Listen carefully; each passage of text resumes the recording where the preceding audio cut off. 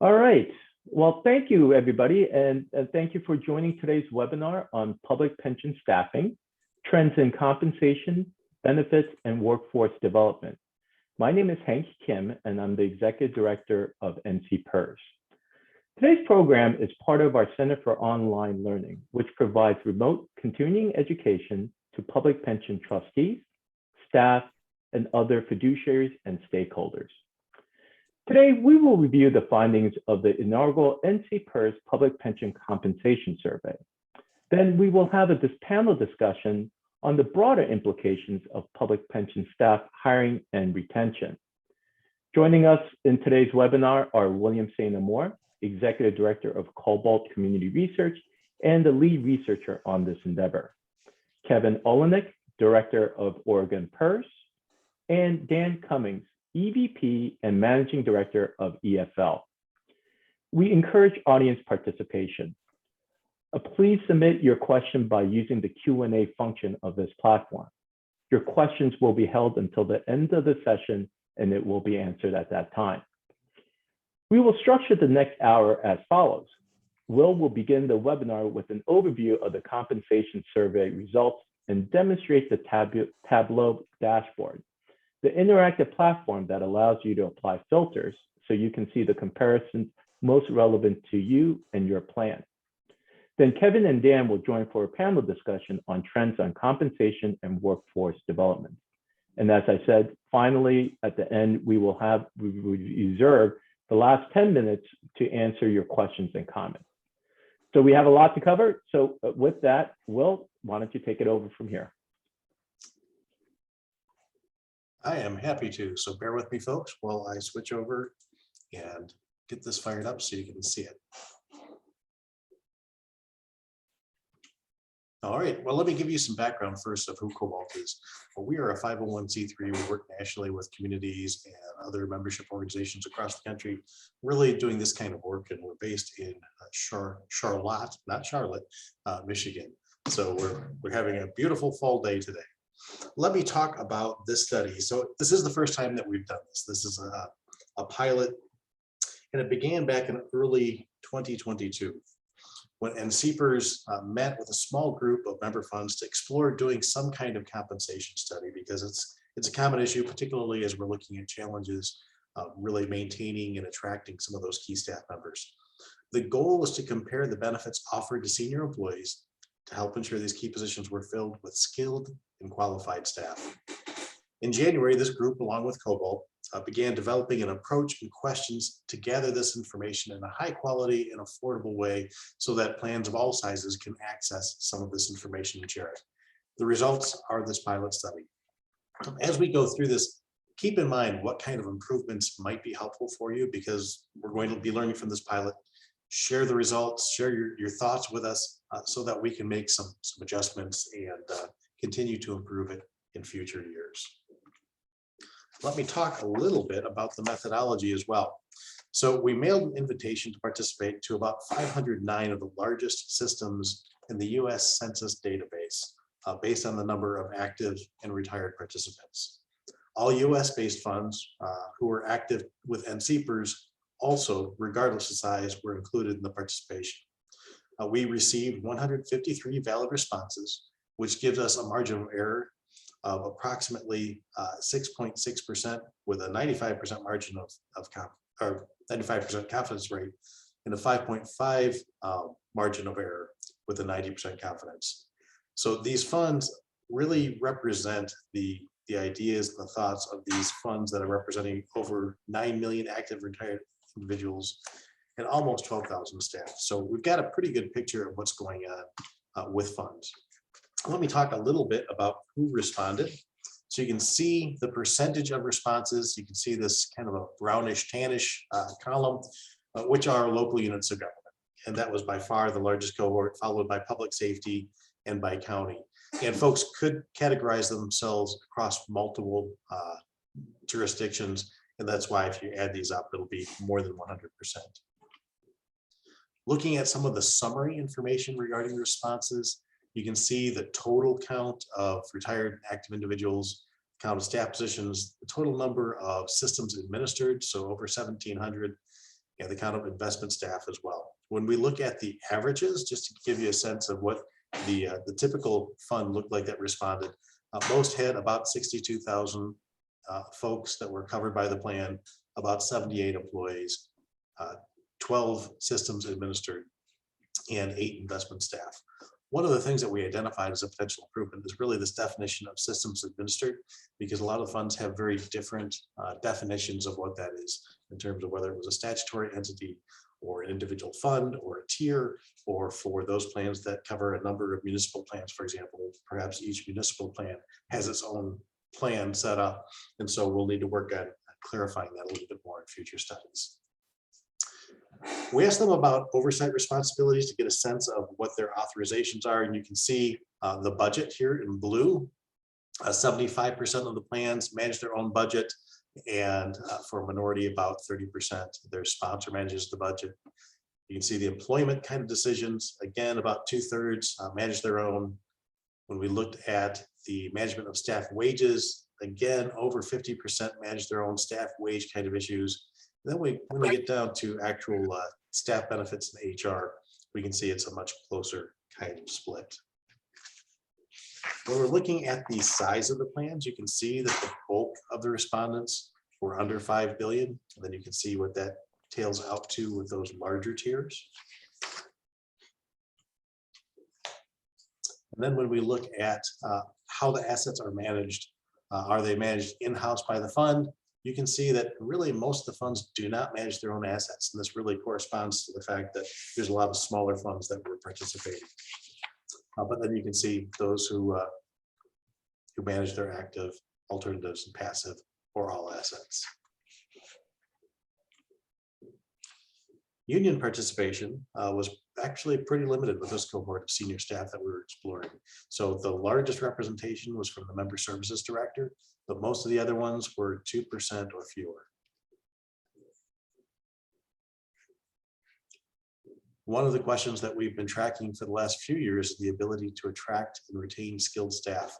And we see that about 68% or so of the respondents either are starting to have a problem or expect it to be a problem soon. We've got about 1/3 of the folks that are currently not having a problem attracting and retaining. So this is something that we've seen as a growing issue, both not only in this survey, but also in the other work that we've done with NCPERS. We wanted to get a good sense of the benefits that were provided as well. And you can see that there's a rich variety of benefits. You've got the percentage across the bottom here. So we see that health plans by far were the #1 benefit that were provided, followed by dental, life insurance, and vision. And there were only about 6 or 7% of the plans that offered no benefits at all to these particular cohorts. Looking at the average salary, we see that the chief investment officer and the deputy chief investment officer were the 2 highest paid positions, then followed by the executive director. We also have this data available not only as the average, but also as the median, depending on what your preference is in terms of looking at the data. And for those of you who have blacked out your statistical years, the average takes the total of all of the responses and then just divides it by the total number of responses. So sometimes if you have a couple of funds that are particularly high, it might pull the average over, where the median is looking at the entire range of responses and just picking the spot in the middle. So it gives you, a different kind of view of what the typical response is. When we look at bonuses, it's a similar kind of story. The chief investment officer, the deputy chief investment officer, and the executive director are typically the ones that saw the highest bonuses. One thing that we noticed is that with both the wages and the potential bonus levels, those funds that were between 50 billion and 100 billion often had the highest payment for these particular positions. So that's something interesting to keep in mind. In the data, we cut it up in a number of different ways. So here you can see what the average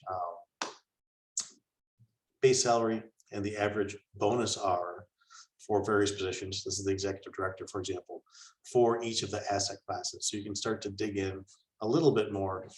And there's also a number of filters that you can put on that we'll talk about in just a moment. You can also dive in and look by years of service or years in the position. It's a little hard to read on the screen right now, but we break that down by years in service and also by the assets of the plan to help you zero in a little bit more in terms of what that competitive wage structure looks like.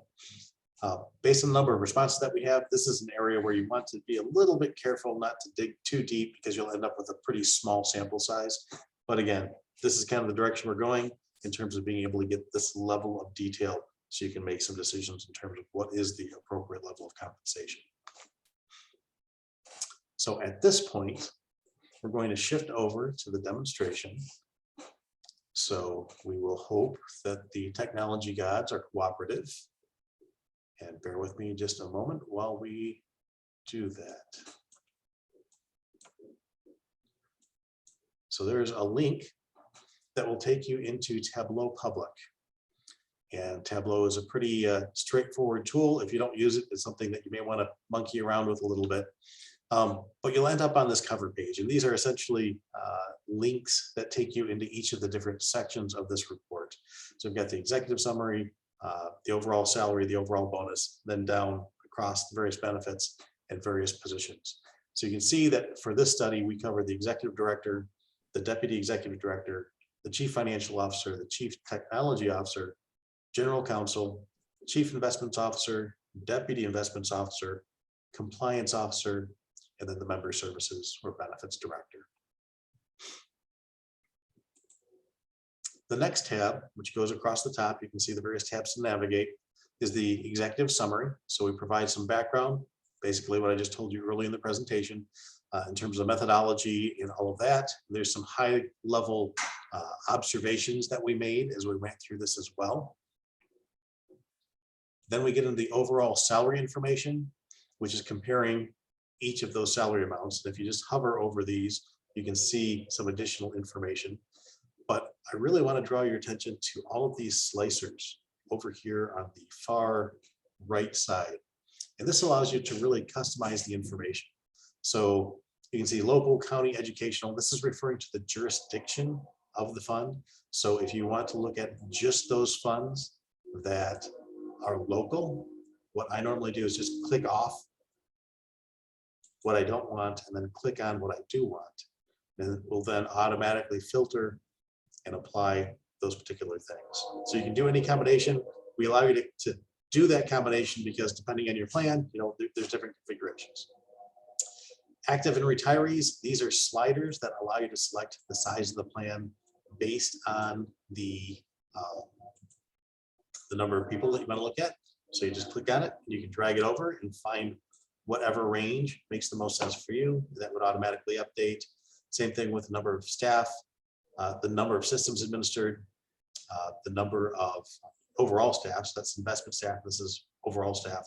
Then also for the in-house asset management and the total assets. So a lot of different things that you can filter by. One thing that's important to know is if you make a filter, how to get rid of it. So you can drag it back over if you want, or when you hover over it, you can see this little funnel that has an X by it. If you just click on that, it's going to automatically reset your funnel. So if you hover over them, you can kind of see that little filter. And if there's an X by it, that means you've got some filtering applied, and you can get that out of the way if you want to. So that's the overall salary. Same thing with the overall bonus. Works the same way. Getting into the plan summary information. So this is looking at the jurisdiction information, the assets, the oversight responsibilities that I've given you in the overall slide, but this allows you to slice up and look at those. Some additional details about the plan. So those summary counts, the averages, the total actuarial assets. So again, it helps you really dial in on what that looks like. There's a little number that floats around down here at the bottom of some of these overall screens. That's just a kind of a little cheat that tells you how many groups are in the filter. So if you do apply a filter, you'll see that number update automatically.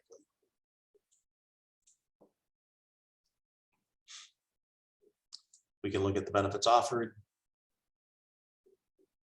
and scroll through those, and then we can get into the individual positions, both in terms of the average salary, the median salary, the the bonus amounts as well as in that chart. And then this is where you can see based on the tenure, how long they've been in the position for those various categories of assets.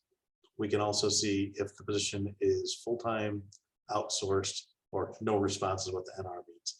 In this case, there's not very many who are not full-time, but sometimes for some positions receive some part-time kind of things.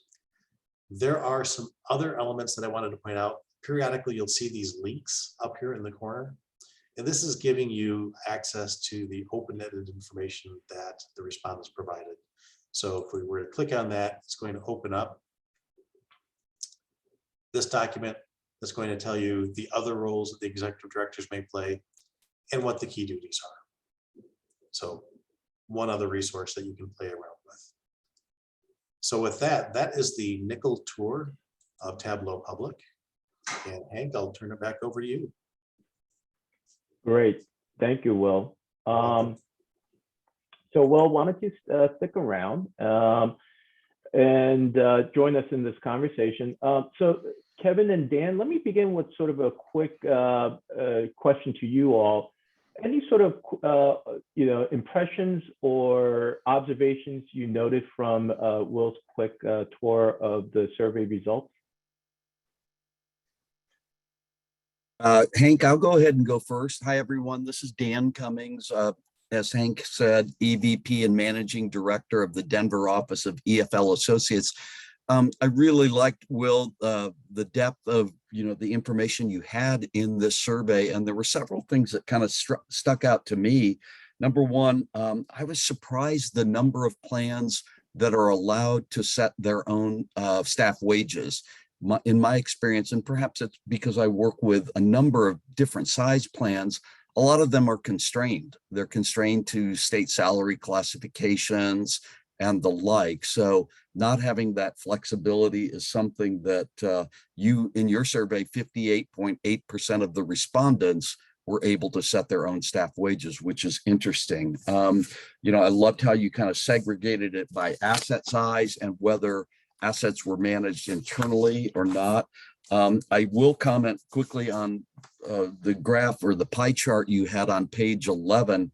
I am not at all surprised to hear that many funds said they are seeing staffing becoming a problem, attracting staff, I should say, or expected to be a problem very soon. That was by far the majority of the respondents fell into one of those two categories. So I thought that was really interesting. On the next chart on page, I believe it's page 12, where you talked about the benefits provided, two stood out to me, and they're towards the bottom, and that is flexible schedule and remote work option. Those, I will just say, and the majority of the respondents both offered those. I will tell you, in my experience, those are so key to being able to attract and retain staff. And Kevin will certainly have a perspective on that as well. And then, not surprisingly, incentive compensation is a big thing. And when it comes to investment staff, on your graph on page 14, the CIO bonus was by far the largest piece of the pool of respondents' answers to that. So those are just some quick thoughts I had, Hank, on it. And I'm sure Kevin, as a practitioner, will bring a different perspective. But as a third-party vendor to public pension plans, those are some things that stood out to me in Will's study. So, yeah, Kevin, what are your impressions? Sure. Thanks. And Kevin Olenek, Director for the Oregon Public Employees Retirement System, better known as PERS.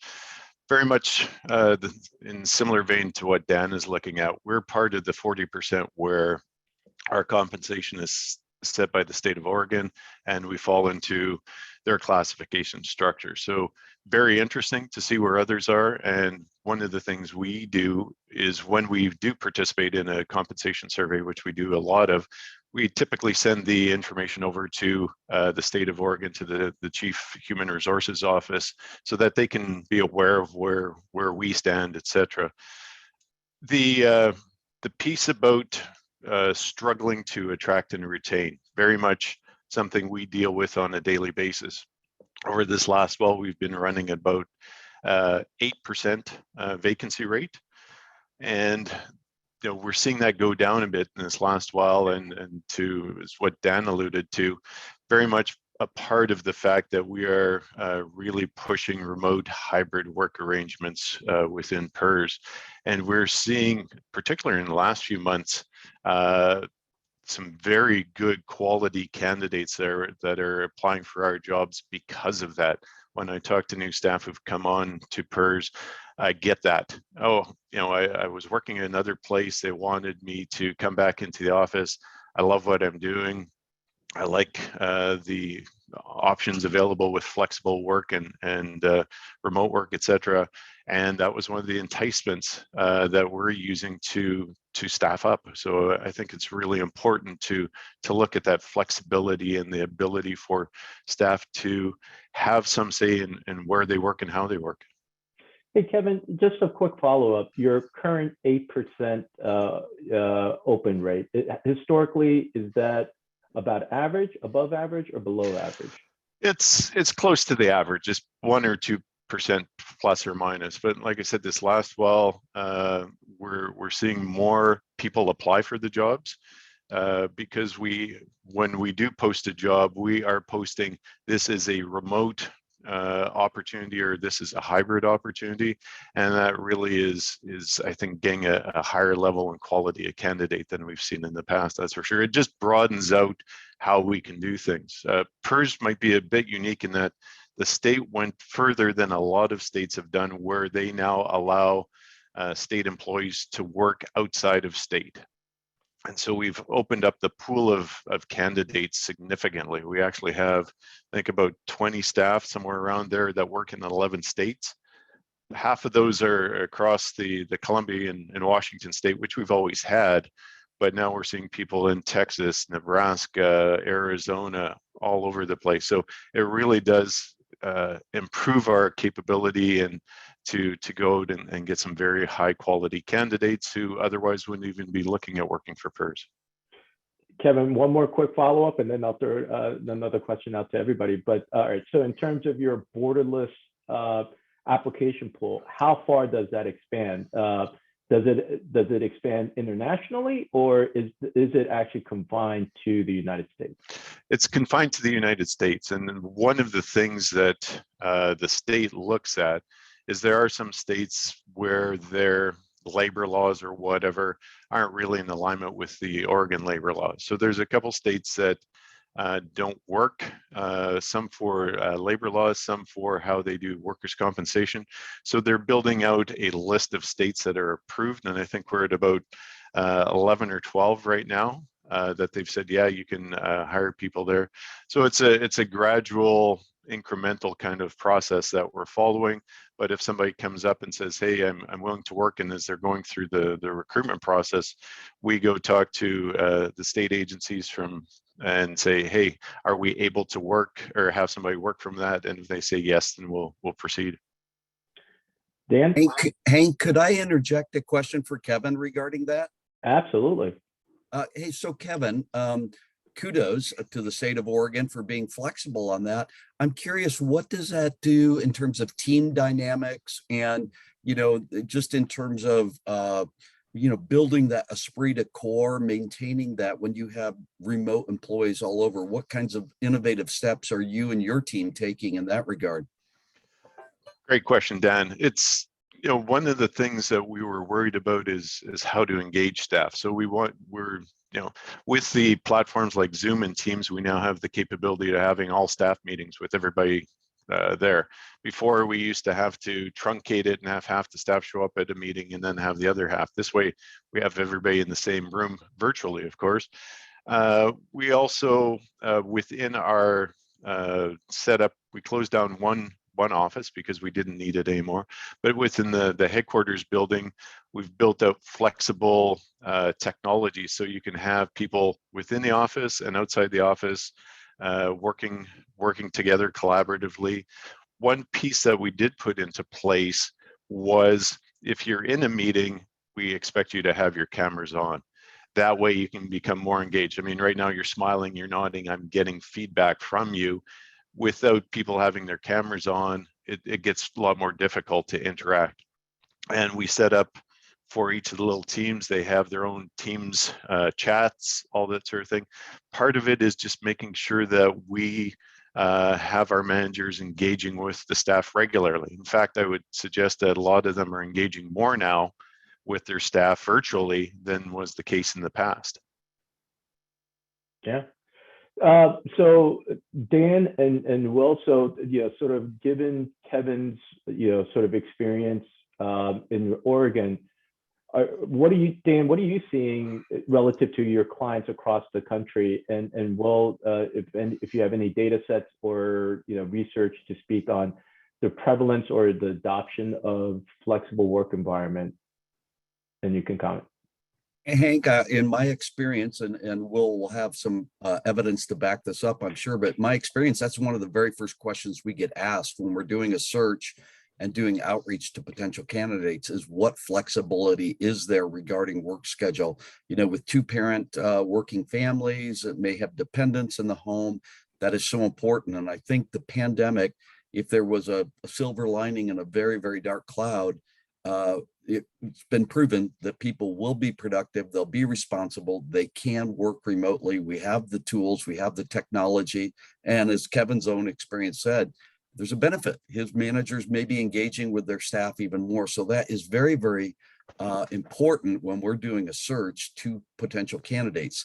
I will say, when there are some systems that are a little bit old school, I won't name them, and as such, they've mandated that people go from kind of a hybrid back to a fully in-office schedule, and they're seeing the downside results of that. So, Will, you may have some anecdotal evidence to prove that too.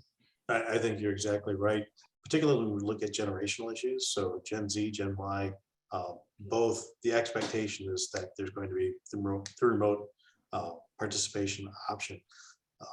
For those companies that have gone back to fully on-site, they've seen a huge drop in terms of employees just quitting because they can shop around. And for those organizations that are willing to provide that level of flexibility, it's essentially a market that's in favor of the employees right now. So unless that changes, I see it just shifting in that direction more and more. The other thing that's useful is this does allow an economic impact to be a little bit greater across your state when you're allowing some of this kind of remote participation, because instead of everyone being within a tight, commuting area within your office, you're able to spread out, those good wages, those good benefits more broadly, and really help some of those smaller communities out quite a bit. We've seen that, not only at the state level, but also at the national level. Here in Little Charlotte has 10,000 people. We've got a few Silicon Valley folks that are, they're here, they love it. They might have to have some wacky hours sometimes, but it's been a huge benefit for them, for us, and the company's able to continue to have access to the talent. Okay, great. All right, well, let me shift gears and ask all three of you this other question, which is, just looking at the current headlines and the current economy, we're facing high inflation, partially due to sort of the low supply of workers. But obviously, the Federal Reserve is taking some action to tamp down the growth in the economy. And so there is some risk of a recession coming on. How do you see that playing out relative to the workforce and the availability of the workforce and the demands of state and local plans to hire? Who wants to tackle that question first? I can take a cut at it. It's going to be very interesting to watch how this plays out, given the fact that from the labor side, they're going, I need to make up what I'm losing because of inflation. And whoever's paying the bills are going, I'm not sure I can be able to afford that going forward. So in this next year, I think you'll see a shift of, I like higher wages, and some of the employers might say, I'll give you higher wages, but you might not have a job And so it's going to be very interesting from the budgetary perspective as to how people position themselves on that front. One other piece that I've been thinking about is there an opportunity for public sector where typically I would say in recessionary times, sometimes people think of moving to the public sector as a flight to safety, or there's a better chance of not being downsized as compared to private sector. You read the news, there's already companies taking a look and going, we need to slow down in our hiring or start to trim some people. Whereas, in the public sector, we're still hiring because we see that there's going to be an increased demand. So it's going to be very interesting how this next 12 to 24 months shakes out, I think, on that front. Hank, I'll go ahead and take another stab, and I'll echo what Kevin said. I'm of the belief there's going to be a huge reckoning. People that have been courted by huge wages, it's going to be the accountant in me is coming out again, the latent accountant. I'm going to say LIFO, last in, first out. These high wage people that were attracted by insane offers in some cases, when it comes time for that reckoning, I'm afraid some of those people may be victimized by that. And I think, as Kevin said, that could bode well for the public sector, with more available talent being interested in a seemingly safe harbor. So. Great. And the silver tsunami is a real thing. So that hasn't stopped. So there's a huge number of boomers that are still in the workforce that are going out. And for folks my age, Gen X, there's not that many of us. We're getting a bit gray around the edges ourselves. So there's going to be a huge vacuum in terms of those senior positions. And so I think for those retirement systems that are maybe a little bit more innovative and a little bit more willing to be flexible with some of these, particularly some of the benefits that don't cost anything, it's more of a mindset cultural thing. I think you're going to be able to get some great folks when the private sector lays off. And because the cultural experience can be so positive, I think you have a good chance of retaining them if you make the moves to do so. Hank, if I could add one more thought to what Will and Kevin have added, I will just say, I've always felt that the public sector does not do the best job promoting the mission and the great work that they do. And I think, again, if there's a second silver lining in the very dark cloud of the pandemic, people's priorities shifted. We reoriented our lives by necessity. And frankly, as we've reflected on those necessities, our values changed a little bit. And I think mission-driven work is so very, very important. And I've always felt like public pension systems could do a much better job promoting the work that they do. And I think that will really resonate with Gen Zs, millennials, even boomers like me that, have served the man for many, many years, but, want to have a little more meaning and fulfillment in the twilight years of our career. So to add on to that one, we use a phrase and it really does talk to that essence of it, where we say we serve those who serve others. And I think that's a very rich way of explaining what we do. Public sector was, a lot of the essential workers over the last few years. And, we take pride in making sure that they don't have to worry about their retirement. That's taken care of by the retirement systems. So great, thank you. Great responses. Let's shift gears a little bit. And Dan, let me start this question with you, but certainly ask Kevin and Will to add commentary as well. So you saw in Will's presentation the incentive packages for performance for CIOs, deputy CIOs, and executive directors. Can you add some color to those bar graphs that Will showed in terms of incentive compensation for investment and senior staff? I can, Hank, and frankly, when I saw that bar graph, I was a little surprised that incentive compensation extended beyond the investment staff. That's not uncommon to see it. And I will say it's kind of a slippery slope, because we all know there are instances where there's kind of a we-they divide between within a pension system, I should say, with the investment staff being the only people that get bonuses, the only people that get to travel to conferences, the only people that maybe even have a sequestered kind of office setting because of what they do versus everyone else. And so I was pleasantly surprised to see the number of other positions that had incentive compensation. And this is a huge issue that many of the plans I work with are grappling with right now is, can we, within the confines of state classifications and the like, include some kind of incentive compensation? And if we do that, do we simply carve it out for investment people? And if so, what signal is that going to send to our benefits administration people and many other areas of the plan? And, you know, Kevin can maybe speak from personal experience from his time in Canada and also in Oregon in that regard. So. Sure, I can add to that. In Oregon, it's the investment side. They actually go through Oregon State Treasury. I believe they have some incentive in it.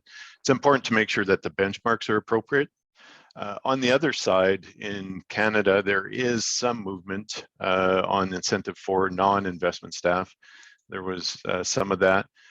The one thing that I thought was really unique was many years ago, I worked for an organization called Alberta Pension Services, so the provincial state or the provincial pension organization. And we actually were one of the few organizations that had incentive paid down to the lowest level of staff. Wasn't a whole lot to start with. It was obviously scaled depending on where you were.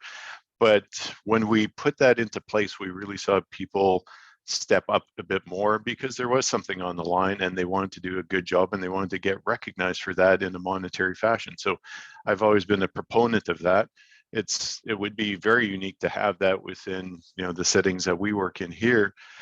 But be that as it may, I think it really is important to acknowledge the efforts of staff in some way, shape, or form. And it would be nice to have some sort of pool of incentive pay to be able to do that. Great.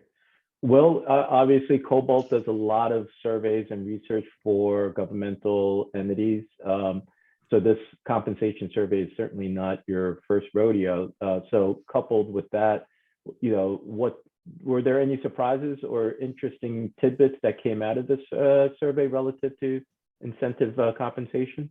The one thing that I was thinking of just with earlier conversation is for those retirement funds that are not mandatory, that have to actually go out and make the case for individual municipalities, for example, to participate in the fund and to continue to participate in the fund. Sometimes there are incentive packages tied into, you know, the sales kind of function, folks that are out there doing the education and outreach to help balance some of the effort that they put into it. Because often it's much longer hours to try to make the sale and draw people in, and then providing a particularly high level of customer service when there's a concern to keep them in. So I just don't want to lose sight of that kind of functionality as well. And then often, you know, pay for performance on a small level, as Kevin was saying, is trickling down to the line staff across the organization for a number of different funds. But, you know, you're talking about a margin of 1 or 2%, depending on however the metrics are set up. So it's not nearly the same level of incentive that you see with the investment staff. Yeah, great, thank you. So sort of next question, maybe I'll start with you, Kevin, but again, ask Dan and Will to comment. In terms of hiring, I mean, so Kevin, you at this point, you have the entire nation as sort of the market for recruitment. Is that impacting the wages that you're able to offer or people are expecting? Good question. I don't think it's impacting that. When we put out a posting, we set out what the salary scale is, and we work within that salary scale. It's a fairly stringent pay equity lens that they apply here in Oregon. So it's based on within that range, based on your skills and experience that you bring to the job. And depending on that, you get positioned at a certain step. There's typically, I think, 10 steps. So people come in knowing what we pay, no surprises. It is what it is, and if they're happy with it. But again, if they can live, in a smaller center, we live in Portland Metro, or we work out of Portland Metro, and it's a fairly high cost of living here. We're seeing a lot of our staff moving to a smaller town a little further away because they can work remotely, less commute time, lower cost of living, all those sorts of things. So people can make a more informed decision by posting it up, and that way there is no surprises. And I think that's the best way of doing it, is to make sure people realize what they're signing up for. Yep. Well, Dan, what are you seeing as a national trend? Is there wage inflation as well, or are you not seeing that? No, I am seeing wage inflation, Hank, and in terms of disclosing salaries in the state of Colorado, we have to do that. That's a state law. But outside of that, I often don't have to do that in other states. So I typically don't, but certainly that's one of the very first questions I might ask a respondent is not necessarily where they are now, but what are their income needs? And just to make sure we're, aligned in that, there's no sense going down the pike very far. But I will say that, people still respond. And there's that mission aspect, the stability, safe harbor aspect. There's an awful lot of factors that draw people to the public sector. It's not just one. Compensation's important. As Kevin said, when you're in an area like Portland, where cost of living is high, the ability to allow people to live in a little outside the metro area, a little bit that's still easy, relatively easy commuting, but they can work virtually. People look at the total rewards, and I'm going to talk about flexibility and remote work options as part of total rewards. Well, did you want to add anything? Just down the road, one of the things that I see is going to be part of the broader discussion with remote workers is if there's an indexing of the wage to the cost of living in the area that they're working from. So we've seen that with some of the firms in California and so on. It's a complicated issue, but I think there's going to be more conversation around it. Yeah. Okay, great. So Dan, you brought it up. You talked about sort of total rewards. I'm going to give you a few minutes to talk about that and expand. Tell me again, Hank. I'm sorry. What you're asking me about? Oh, you raised the topic of total rewards. Yes. Yeah. So if you could tease that out and tell us what you mean and how public plans can use that to their advantage as they're competing for workforce with the private sector. There's a lot of ideas I have here, and many of the listeners on this call can certainly add value here. But I think first of all, packaging what the total rewards are graphically is, I think, important. Just having a benefit sheet or a brochure, but showing people that being part of Oregon PERS, this is what your retirement will be. Young people don't think about that much, but it is important to highlight that for them. The option of flexible work, the option for professional development opportunities, be it attending an NCPERS conference or any other kind of professional development. One of my clients with their investment team, they incentivize certifications like a CFA or CISA, KIA, I'm sorry. And, I think that's important because organizations in the public sector are relatively flat. So you've got to give people opportunities to continue to be challenged, to feel like they're continuing to grow. And I think total rewards, thinking creatively about what do we offer our team, not just the standard health, dental, medical, whatever it might be, insurance things, but getting creative in looking at the kinds of things it means to work in the public sector, I think are very important, and a missed opportunity if you're not leveraging them.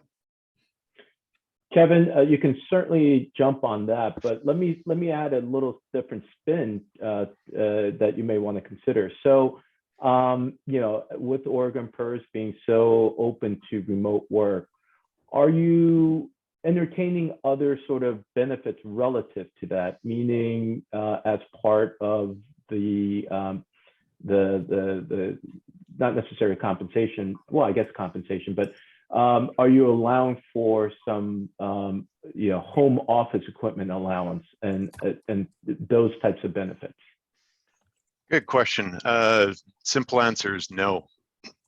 And that's due to a state guideline. It is interesting. My son works in Canada for the federal government, and he got I think $1,500 allowance to set up his home office. Doesn't cost a lot. End of the day, we're probably saving money by not, having smaller footprints as far as total office space, all that kind of stuff. The one piece that coming back to this total rewards that we as pension plans haven't done a good enough job of, I don't think, is really talk about the fact that, say, in Oregon, we administer the plan on behalf of over 900 employers. So you can move throughout your career to one of those other 900 employers and your pension goes with you. Easy transferability, portability, whatever you want to call it. But I think that's one of the undersold benefits of working in the public sector, where somebody could work for the state of Oregon and then go work for the city of Portland, and we're their pension provider and they're not losing their pension. They just continue on. And that is a huge benefit, I think, that just isn't being published enough or brought to the forefront enough. All right. Will, any comments or thoughts before we turn our attention to questions from the audience? Just from a personal standpoint, I was 25 when I first started working for a public retirement system. And, I thought, what could be more boring than working for a public retirement system? But, it's a good job at the time. And, strangely, when you're managing $50 billion and you've got hundreds of thousands of folks that you're working with and complex processes, it has got to be one of the most fascinating, dynamic places to work. So, I was proven wrong. And to Dan's point, selling it, there's a lot of good things that you can sell. Great. All right. So we have a number of questions. So I'm going to go through them chronologically. And it appears the first half is going to be mostly focused on the report. So bear with me, Kevin and Dan. So first question is, are there quartiles, 25th or 75th percentiles shown in the report? Not shown in the report, but that's a great suggestion for next year. Easy to do. Okay. Let's see. Another, regarding your ability to attract and retain skilled staff slide, are you seeing variations in responses among different regions of the country? We didn't break the results apart by region of the country. So that's something that we can look at for future surveys. Along with that, there were comments regarding the cost of living differentials in different parts of the country, putting in some sort of adjustment. So that's something that we can explore as well for the next report. And I do need to make a correction. So I was at a conference in Oklahoma late last month, and I did give a quick preview of this. And I think I misspoke to a question about can the filters be used to get regions or state by state comparison? And Will, I answered yes, but I think that is incorrect, but maybe next year we can definitely do that, right? Yeah, it is technically possible. It's just not set up in the current report and into the portal. Okay, yeah, so we'll definitely work. That will be one of the improvements that we will make for the 2023 edition. The big question is for all of you and all of your peers, make sure that they answer the survey, because you're going to very quickly get to a very small sample size. So you need to get a good, robust sample to be able to drill down in a meaningful way to those kind of levels. Yeah, that's a great point. All right, is there a way to self-select specific funds that you want to compare to as a filter? We had set this up to be anonymous, so we didn't want to share, particularly in a competitive environment, hey, this is what we offer for our positions. So we were deliberate in not providing information. That's something that we can certainly discuss for future studies. But I think that's something that, there's two sides to that. Yeah, okay. The next question is, how do we access Tableau? So let me take the first crack at it, and then Will, you can add color. So what we wanted to do with this inaugural public pension compensation survey was to incentivize participation as much as possible. And so what we said was, if you participate in the survey instrument, so if you are one of the 153 plans that participated, at a minimum, you will get the hard copy report, which is just the summary and the averages of the various job classifications that Will went over. If you are an NCPERS member, current member, and participated, then as part of that, you also get access to the Tableau. If you are a non-member and did participate, again, as I said, you will get the hard printed copy, which will be mailed out in the next week or so. But if you are a non-member and would like access, then you would need to join NCPERS and pay a fee of $495. And then sort of the last sort of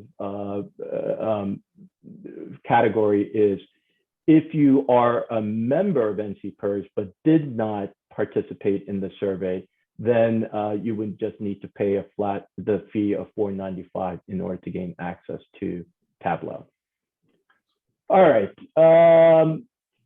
Is the salary data adjusted for cost of living? If not, is there an intent to adjust that time later? Well, I think you answered that earlier, but if you want to just repeat it for folks.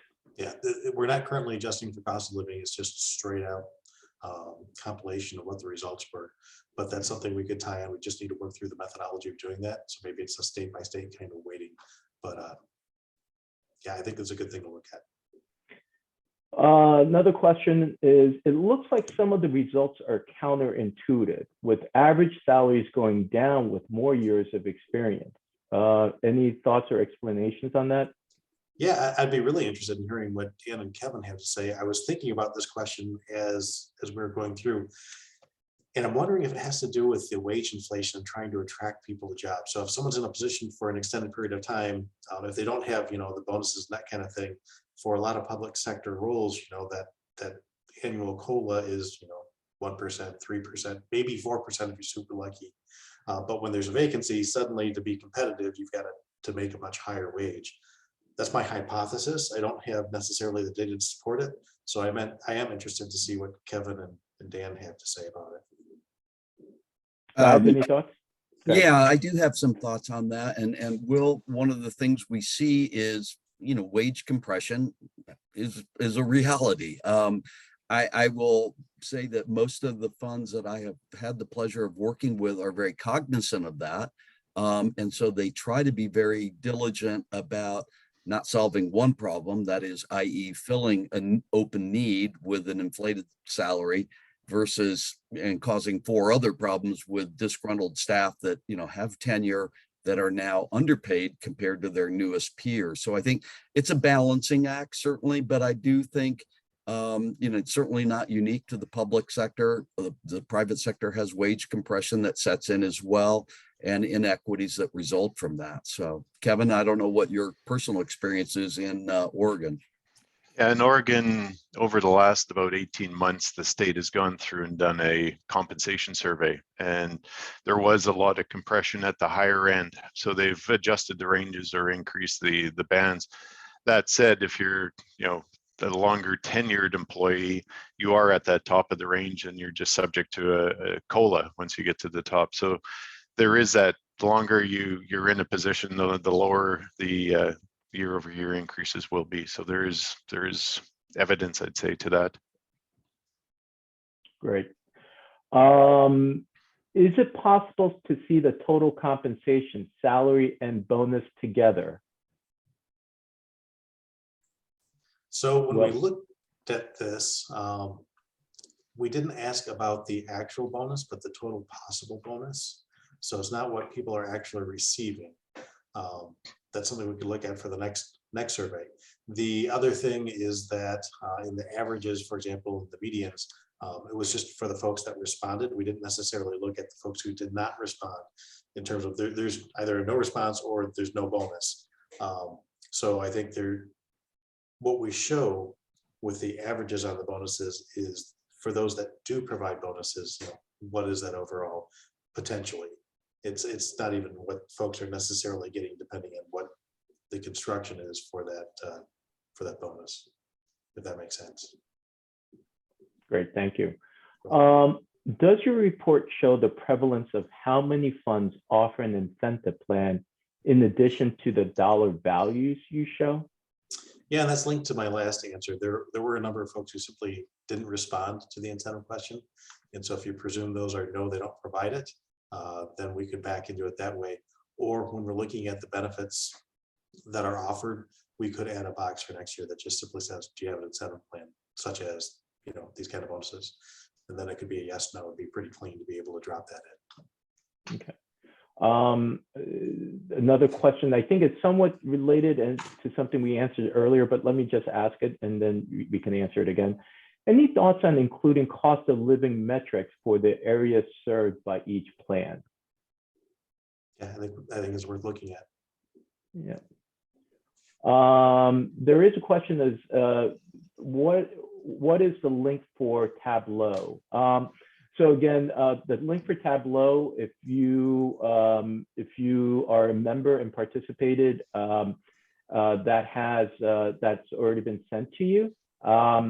If you did not participate and would like to gain access by paying for it and or becoming an NCPERS member, please feel free to email us or you can email me at hank@ncpers.org and we can get you started. All right, does your research include any information about how many days per week employees are asked to be in the office for hybrid model? We did not. We just asked if it was part-time or full-time or contracted out. Kevin and Dan, can you give us some context? Like how does Oregon how do you do your hybrid? Dan, nationally, what are you seeing relative to trends about hybrids? Sure. In Oregon, we worked with the managers and said, let's determine the business need. When do you need to be in the office or not? So for us, we've got 65% of our staff who are 100% remote. We have 25% of our staff who are in the office 2 days or less a week. And then the other 10%, 3 days or more per week. And of that, half of them work sort of in our male management group. So they had to be on because they do imaging, et cetera. You can't remote work an image machine across, but it comes back down to the work and how often you need to be in there. And so we would look through all the position descriptions and determined for those ones that had to be in, how often did they have to be in there, worked with their managers and came up with, well, you should be in the office 2 days a week or 3 days a week or whatever. And it worked well. It worked well. It was a collaborative effort between management and staff. And I think the staff appreciated having that input into what their jobs look like. Great. Dan, what are you seeing nationally? All over the map, Hank, and Kevin's rationale or Oregon PERS rationale for how they determine that is very, very sound. I don't think there's one model that I could tell you is prevalent. I think everybody's kind of feeling their way through it, and a logical, intuitive approach like Oregon PERS has done, that makes perfect sense to me. So great. The question is about the recording for this session. Will everybody get a link? Yes, the recording of the link will be emailed out to everybody. Do you think that some of the positions could be outsourced or contracted out?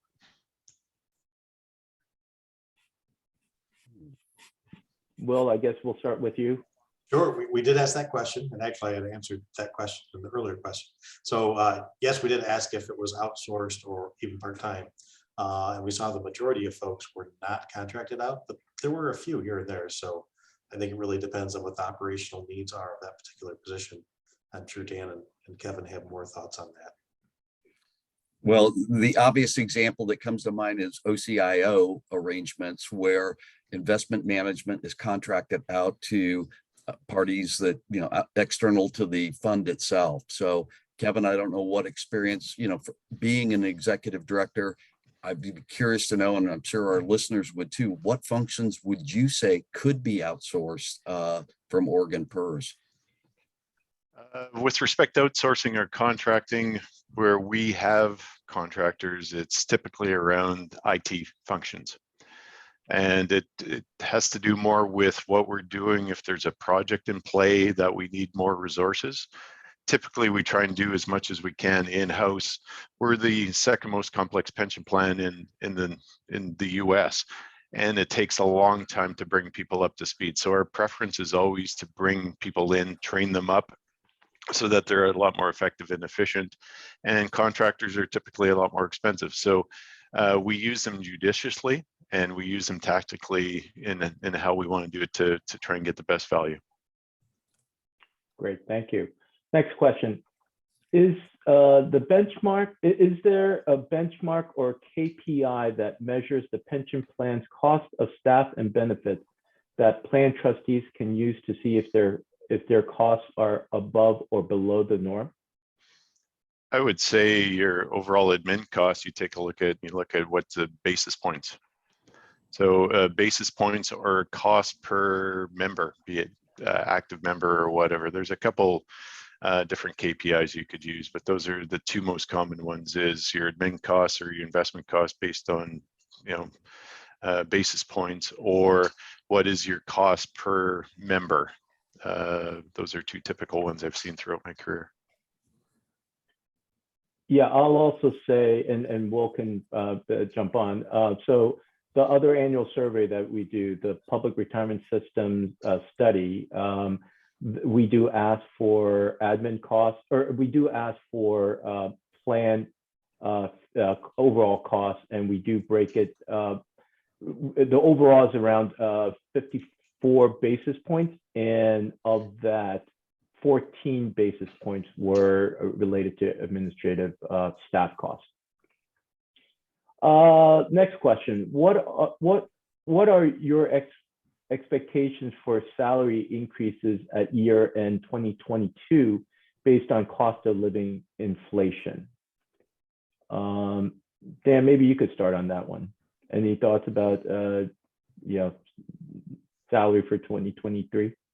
Well, I don't have any tangible evidence of it, Hank, other than just kind of what I've heard in my own experience. But I think, people are looking at, the basic 3.5%, 3 to 4%, which, as we know, is not keeping pace with the current level of inflation. So that's where I think plans need to get really creative in terms of how they communicate the absolute total rewards package that's offered to their employees. And Kevin made a great point about the portability of your pension.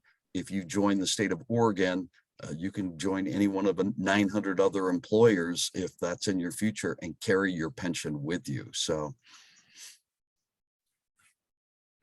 Anybody else want to comment? If not, I can move on to the next question. Okay. And thank you everybody for your patience. We just have 3 more questions. I know we're going over. Do you have any advice for plans who do not want to offer investment incentive pay, but whose peers increasingly offer it? How do you make an apples to oranges comparison more of an apples to apples comparison?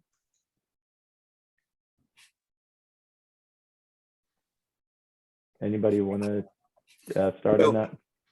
In terms of making it an apples to apples comparison, that's maybe more in Will's wheelhouse than my own, but I'll just say, if you're constrained and you cannot adjust your compensation, this is where, as I cited earlier, one of my clients that offers incentives for certifications or gives professional development opportunities to their staff is very, very important. And I think keeps you competitive. And this is where creativity and, kind of crafting a message from how's it going to be received by our staff personnel, putting it in terms they will be excited about and understand and will have impact on them is so important. We've also seen that salary is typically most important to an employee when the culture may not be the best it could be, or the supervisor is not the best they can be. However, if they have a great culture and if they have a great relationship with their supervisor and with the other folks around them, then typically salary is not the highest thing on their list. And so thinking about those other factors, as Dan was saying, that the total package, thinking about the culture, think about the flexibility, think about how you treat people, those can be important non-tangibles if you highlight them and if they're real. You'll find out very quickly if they're not actually real, and you draw somebody in. Great. So there's one question about, is there a public list of those systems who responded to the survey? And as Will mentioned, to incentivize participation, we did say that this was anonymous. So unfortunately, we don't have a public list. And last question, any plans to add to the list of titles surveyed, for instance, chief operating officers? But generally, Will, any thoughts about expanding the list of job titles? Some of the job titles get a little bit difficult in terms of what is a chief operating officer compared to a deputy executive director. So some of it is semantics. So I believe in the questionnaire, we did kind of put in, in parentheses, that deputy director / COO / some other things. So that's one, what those baskets are comprised of is one element. We also need to be a bit careful about having too many titles that we ask about, because that will significantly increase the amount of time and effort it takes to complete the survey. And while you might have a survey that covers everybody, if nobody responds to it, then it's counterproductive. So we need to find that right balance of having the right folks on the survey instrument to gather the information without making it really bloated so that nobody actually completes it. Great, thank you. All right, well, we are 7 minutes past our allotted time. So again, thank you so much for staying with us.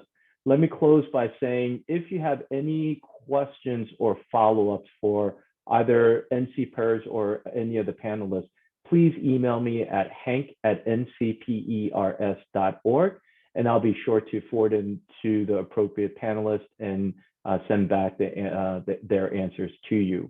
And to lastly, if you have any suggestions on improving this pilot survey so that we can make the data richer and more relevant for your situation, again, please email me at hank@ncpers.org. With that, let me thank my panelists, Dan Cummings, Kevin Olenek, Will Moore. Thank you so much for this great presentation. And thank you to the audience for being with us today. Have a great week, everybody.